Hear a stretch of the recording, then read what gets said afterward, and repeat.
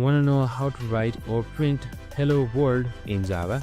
Well, no worries. In this video, I'm going to show you an easy step-by-step guide on how you can do it. It's super simple, so let's get right into it.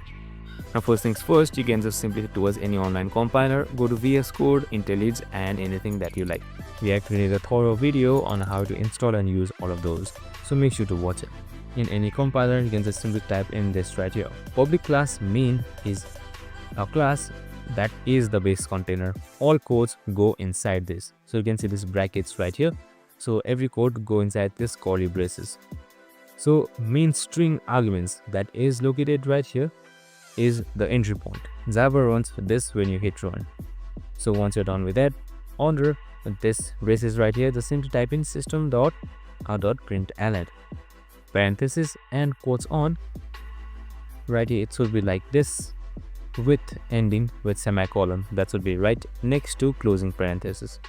So inside this println, since we need to type hello world, just simply type in hello world.